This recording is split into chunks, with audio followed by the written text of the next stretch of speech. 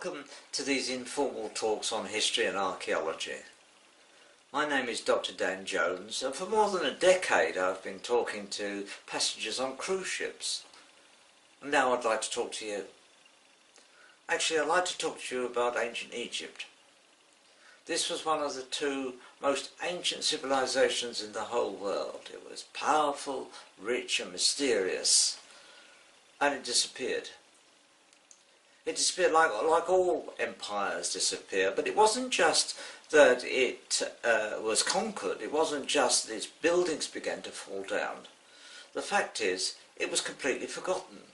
It's forgotten in Asia and even more so in Europe. Paradoxically, I'd like to start talking to you with a description of this fall, but then you see, I can go on to tell you how the whole civilization was rediscovered by Europe something like 1500 years later. After many years of warfare and internal disturbances, the end of ancient Egypt finally came in 343 BCE, when Artaxerxes III, the great king of the Persians, invaded the country. He met the Egyptian army at Pelusium in the Nile Delta. The Egyptians fought bravely, but in the end they were defeated.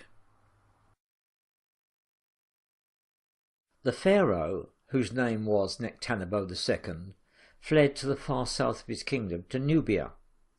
Here he began to prepare for the fight back against the Persians, but unfortunately he died less than a year later.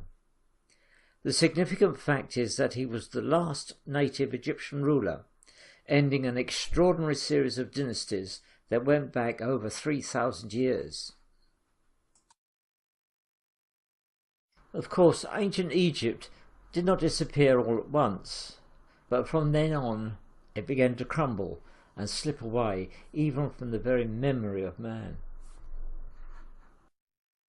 History moved on, and in 332 BCE the Persians were driven out by Alexander the Great, and Egypt became Greek. The descendants of one of Alexander the Great's generals, called Ptolemy Soter, ruled Egypt until the death of the death of Cleopatra in 30 BCE. She was probably murdered by Octavian, the man who became the Roman Emperor Augustus. He annexed Egypt, and she remained part of the Roman world for 600 years. But then, from the 7th century onwards, attacks by Islamic forces on the Christian Romans in Egypt led to the eventual conquest of the country. Islamic influence grew, and Egypt became, and still is, a Muslim country. But already, by the 5th century, Western Roman civilization had fallen, and Europe had entered the Dark Ages. This meant that what little knowledge of ancient Egypt had survived in the classical world was almost completely lost to medieval Europe.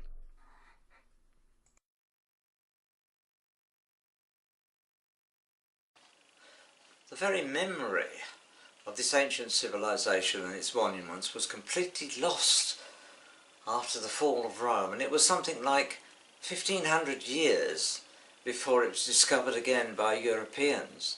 And it was discovered by the actions of one man, one of the most powerful and interesting characters in history.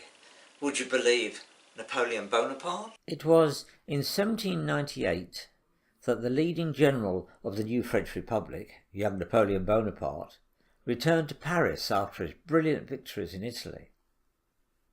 He came back with a daring and audacious plan. He would lead an army to conquer Egypt, perhaps even build a canal to the Red Sea. Then he would go on to conquer a great empire in Asia, which would include India, after the British were thrown out. Of course, later on in his career, he did put on a little more weight. But he was not proposing just a military enterprise, far from it. His aim was to create a new French province, and to do this he needed to know everything about his new conquest. As he explained to the Institut de France in the spring of 1798, his aim was conquest, absorption, and a complete investigation into the nature of this strange and alien new conquest. He explained that to carry out this grand design, he would take with him a number of learned civilians from all disciplines, experts in everything from engineering and chemistry to engraving and poetry.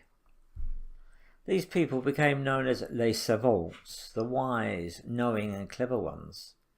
Their job would be to investigate and record all the technical, scientific, artistic and historical details of the new conquest. Napoleon was certainly energetic, and by May 1789 everything was ready. He set off from Toulon with 13 powerful men of war, several frigates and a strong army. He took great quantities of weapons and stores, carried in something like 300 smaller ships. Importantly for our story, he also took 175 of les savants. I do like the little picture of Napoleon, but I have to point out that it is the wrong uniform for the Egyptian campaign. Napoleon's flagship was l'Orient, that means the Orient, possibly the most powerful warship afloat at that time. On the quarterdeck, the general lectured les savants on their duty and what he expected from them when they arrived. Napoleon, you know, never was really very shy. On the 1st of July, Napoleon landed at Alexandria. Once on shore, he marched his troops towards the enemy. Before the battle, he pointed to the pyramids and told his soldiers that 40 centuries looked down upon them. He must have had very good eyesight because they were more than 4 miles away at that point. On the 21st of July 1798, he met the Egyptian Mameluke army. Modern weapons, tight discipline, and typical Napoleonic clever tactics gave the French an overwhelming victory. Despite the fact that the pyramids could only just be seen on the horizon, and this picture is an exaggeration, the picture is of course known romantically as the Battle of the Pyramids. This is a better uniform for the date, and you can just see something of the long hair fashionable at this time. After the battle, the indefatigable Napoleon went back to Cairo to set up his new administration. A month later, on 22nd of August 1798, Napoleon founded and opened the Egyptian Institute, which was the first scientific institute in the country. From here, he set les savants to work. But there already was a big problem. Napoleon actually was a good general, one of the greatest generals ever, but he never understood the nature and importance of sea power. Because of this, his plans had just received a death blow. Napoleon's grand fleet had, in fact, been chased across the Mediterranean by someone who had a frighteningly clear idea of what sea power was all about, Horatio Nelson. On the 7th of August, Nelson, after an exhausting chase, finally caught up with Napoleon's fleet in Aboukir Bay, one of the mouths of the Nile. Although it was getting dark and the French were securely anchored and ready in a strong defensive position, Nelson took his fleet straight into the dangerous and shallow waters of the bay. With extraordinary tactics and in a sustained and ferocious attack, Nelson destroyed the French fleet almost entirely and caused the flagship, the mighty l'Orient, to explode spectacularly and sink. The British were unaware that the flagship was carrying all Napoleon's spare gunpowder, and the explosion was so great that nobody in either fleet could hear anything for the next 20 minutes or so. Because he had lost his fleet, Napoleon was now trapped in Egypt, and despite moving aggressively into Syria, by August 1799 he was forced to escape in the beautiful French 44-gun frigate Mural.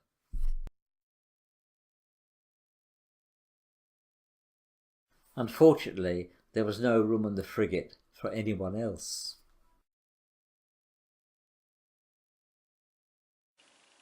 So Napoleon was forced to flee, and he was forced to abandon his army behind him. But he also abandoned les savants. The great adventure was over, but Napoleon never lost his fascination with the East. Yes, his grand design was over, but a much bigger story was just beginning. So, les savants were left behind in Egypt.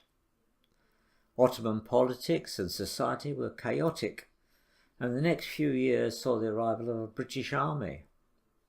Yet, astonishingly, despite being abandoned, despite the politics and the warfare, they continued their enthusiastic investigations into the amazing remains they were finding all around them.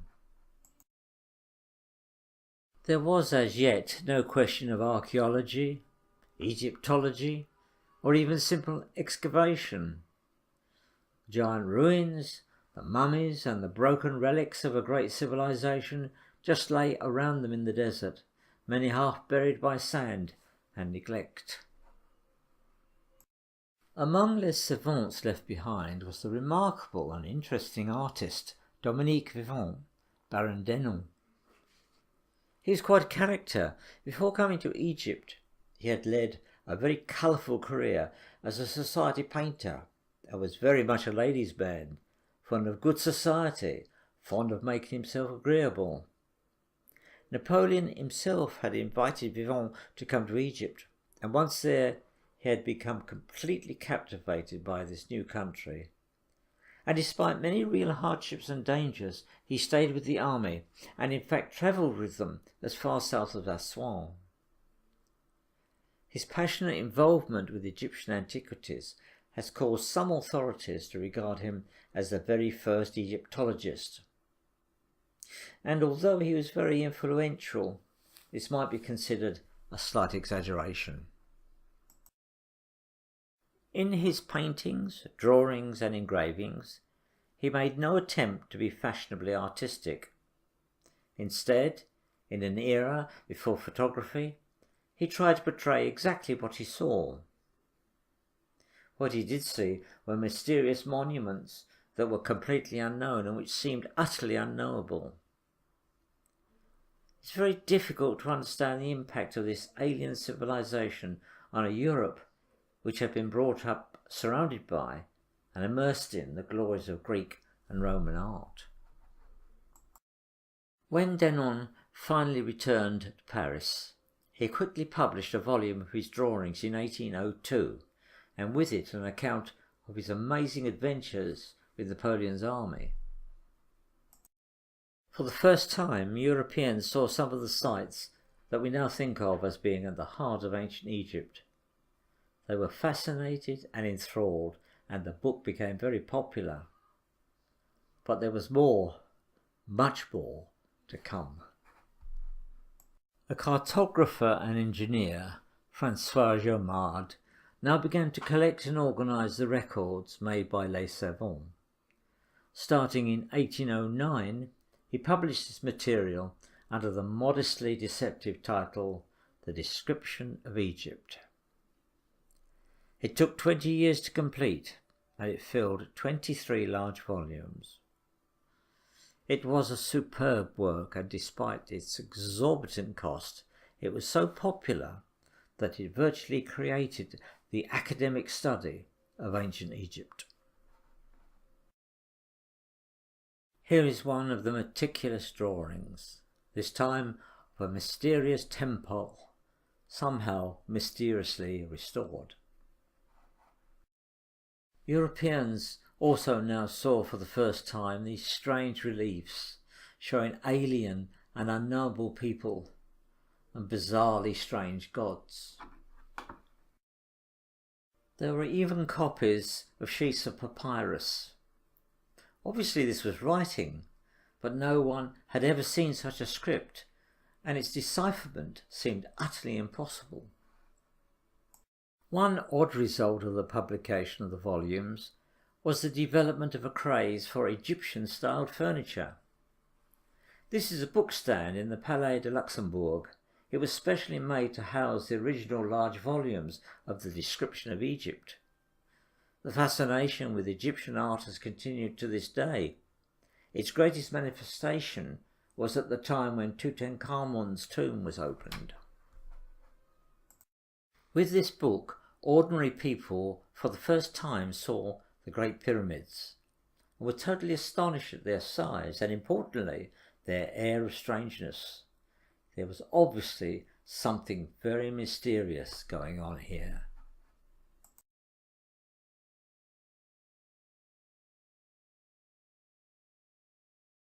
The pyramids were indeed impressive, but almost at once some people began to have strange ideas about these huge monuments, and some people still do, generally somehow bringing aliens and anti-gravitation machines into the argument. The author and Egyptologist Barbara Mertz later referred to these people rather cruelly as pyramidians. Incidentally, her Egyptian novels, written under the name of Elizabeth Peters, are very entertaining and informative. They provide a nice way to learn something about Egypt. As early as 1859, an Englishman, John Taylor, published a book with a tremendously important title, claiming to unlock the riddle of the pyramids. You see, Christians had long waited for the second coming of Christ, the parousia, but no one knew the date, except, according to Taylor, Noah. And of course, it was Noah who built the pyramids and encoded the secret date in the Great Pyramid, a secret that could only be unlocked using a special pyramid inch, a form of esoteric measurement that is still in use.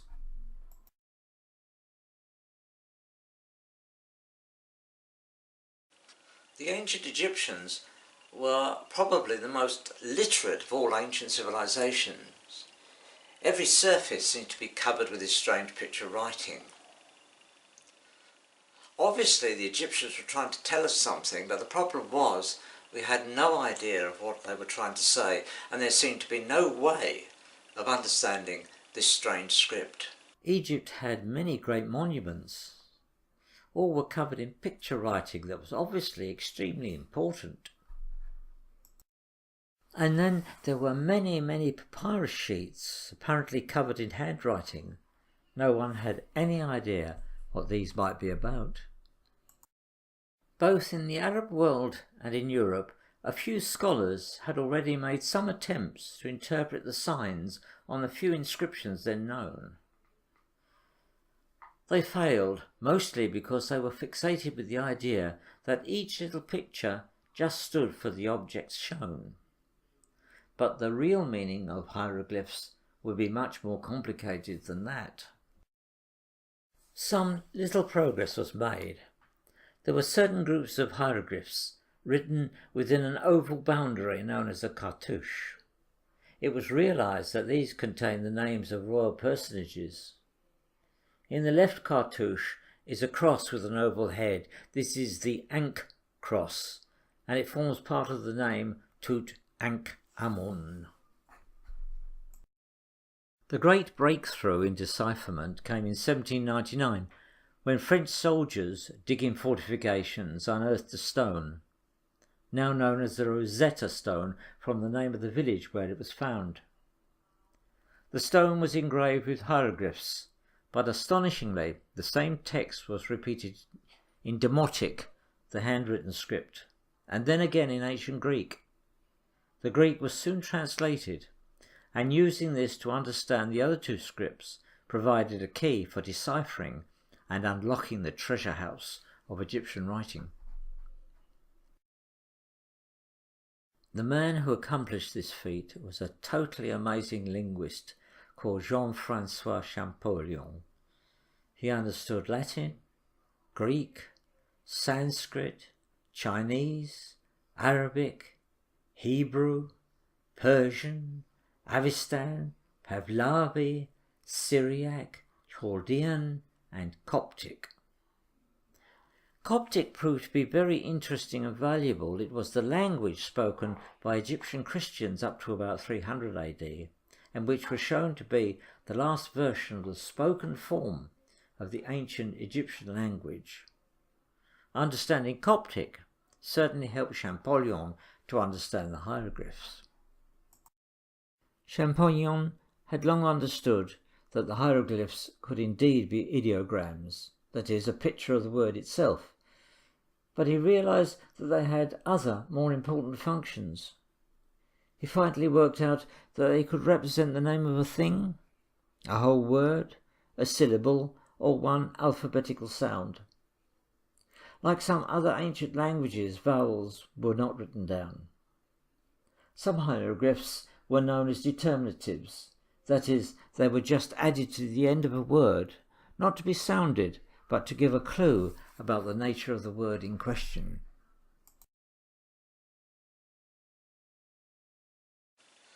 The most obvious object of interest in Egypt at this time was plunder. The French army was quick to realise that many of the things they could see around them could be sold back home. In the following years, there would be a whole stream of adventurers coming to collect antiquities from Egypt, and there were always collectors, scholars and museums back at home who would pay large amounts of money for these finds. Here is Napoleon, romantically supposed to be contemplating a long-dead pharaoh. You can see one of les servants in the background with an umbrella. Actually, you can check out the uniforms. They are pretty accurate on these two images.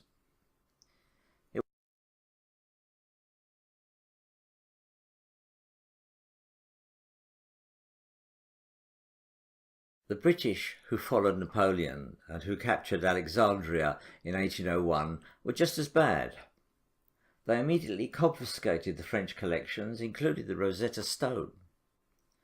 The British King, George III, had the objects placed in the British Museum, where some can still be seen.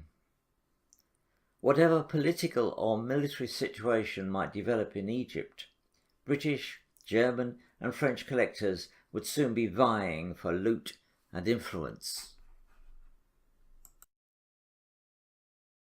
Many European officials that came to Egypt and their local counterparts turned plundering into a thriving profession. Bernardino Drovetti was the French proconsul in Egypt for 29 years, and he collected antiquities on a grand scale. The material he sold back to Europe forms the basis for the Egyptian collections in 3 major museums at Turin, Paris and Berlin. Actually, in 1827, when Champollion finally managed to plan a visit to his beloved Egypt, all sorts of difficulties were placed in his way by Drovetti, who saw a threat to his profitable activities in the arrival of the brilliant young man. One of the most amazing collectors from these times was the great Belzoni. Giovanni Battista Belzoni. He was originally an Italian, but came to England and worked for a while as a strongman in a circus. After convoluted adventures involving a watermill, he found himself in Egypt, and there he began collecting for the British Consul General, a man called Henry Salt. The British Consul General, Henry Salt, was one of those people whose collections of Egyptian antiquities were enormous. His so-called second collection was bought by the King of France for the Louvre at a cost of £10,000. Money values are always difficult to understand in historical times, but in Regency England, An income of £100 a year meant a man could live a life of middle-class ease without working. Salt's £10,000, if invested, would have produced no less than 4 times this figure. Belzoni was a colourful, active and energetic collector who sometimes was not unmindful that he was dealing with history. His methods, however, were often more heroic than scientific, and the story of his activities and adventures is really quite fascinating. One of his most heroic efforts was the recovery in 1816 of a giant torso of Ramesses II which weighed over 7 tons, and which he fetched from Thebes to be sent on to London, where it was placed in the British Museum. This is a very special statue and forms an important link in the next part of our story. In fact, it was the first Egyptian artifact that was recognised as a work of high art, comparable even to Greek statuary.